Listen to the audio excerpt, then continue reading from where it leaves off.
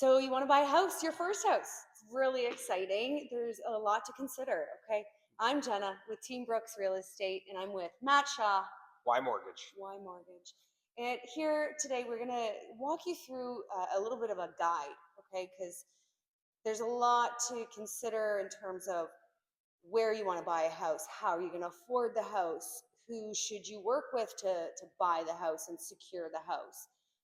So the first thing you want to really understand is timing is all about you and what's going on in your world.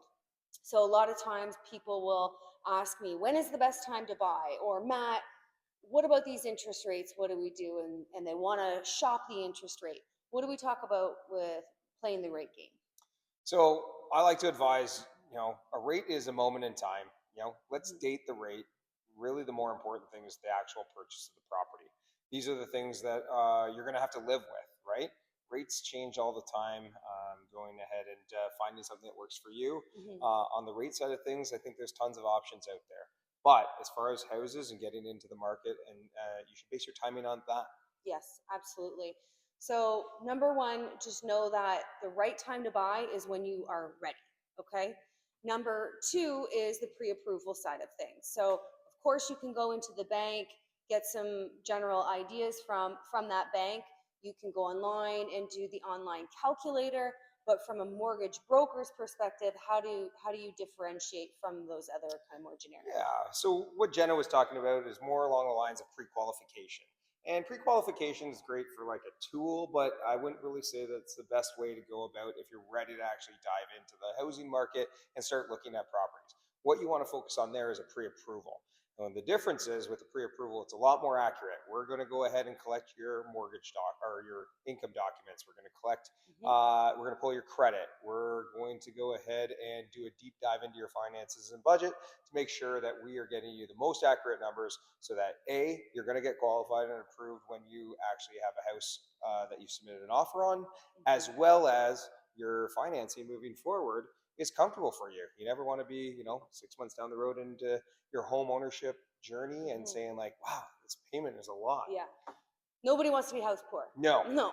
And you want to buy some things for your new house, of course. So a big part of that is, yes, we figure out what are you pre-approved for in terms of that purchase price, but Matt's also going to walk you through what you can actually afford on a monthly basis based on, your lifestyle, That's right.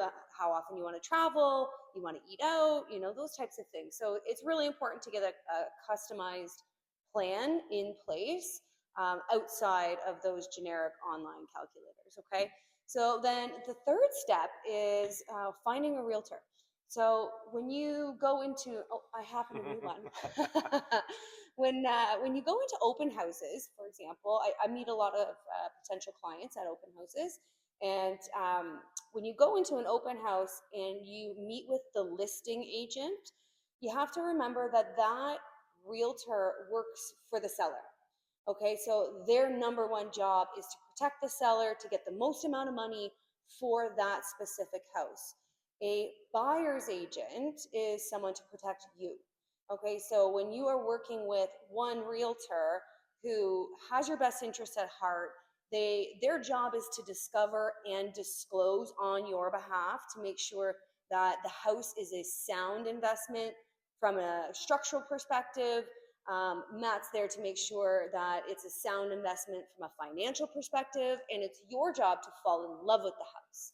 Okay, so that third step, finding a realtor, it's my recommendation is find somebody that you can connect with, that you trust, that you think, okay, you know what, I can go through a whole process with this person because they get me, they understand me, and I really think that they're going to work hard for me. Okay, so that's step number 3. Step number 4 Is shopping. shopping. The fun part. Yes, the fun part. Okay, so shopping is not just bouncing around from open house to open house. When you are working with a designated realtor, you'll pick times where then you can look at private showings back to back. That's the really exciting part because now we have a private one-on-one tour, and your realtor will be able to educate you on the house as you're going through, looking at the different details, some of the renovation side of things, the education piece in that shopping experience is so important. You need to really understand what it is that you're buying, right? So Do you you find connect with it. Yeah. do you find that some people like their opinions of houses or what their wants might change as they see a few houses? Oh my gosh, all the time, all the time, for sure. And that buying process, because your needs and wants can change and life can happen, right? And that Yeah. can change. Oftentimes, I work with clients over years. It's very rare, Matt, that I'll send you somebody that I just met and they're ready to go, right? That's true. So again, that timing piece, it's completely up to you and what's going on in your world. And then that shopping piece, back to the shopping part, is for me, anyways. I'm a third generation realtor, so what that means for me is years and years and years of looking at different homes and seeing the houses from different perspectives, from a construction side of things. So I really love to pass that knowledge on to my Right. clients. I really like to educate you along the way. So we start on the outside, and I'm literally showing you everything about the house and how it's made. And then when we get in the house, I'm wanting you to connect with the house to make sure that it feels right. And then we go to the basement and we're looking at the structure of everything. Yeah, it's a lot of fun. Okay, so that shopping process is a really obviously important part. Okay, so Would you say next, in the entire process, like the shopping part is probably the longest piece, like really just trying to find the property that matches up with for sure. the client? Yeah, for sure. That being said, sometimes people do just fall in love right away and they have their heart set on something. But because there's so much inventory, there's so much out there to look at. It's really easy to like, I really did like that one, but what if I find something better? What if something makes me feel more connected than what we just saw? And that's totally okay too, right? We take it one step at a time and one day at a time. See, and this is why you want to work with a professional realtor, just so you can have someone to walk you through all these steps. Yeah. Again, it's a process. It's not a go out there and it's not like you're buying a white T-shirt. It's a little bit more money too. Step 5, offers. Hmm. Okay, so when it comes to the offer stage, it can be a little bit overwhelming because there is a lot of documentation.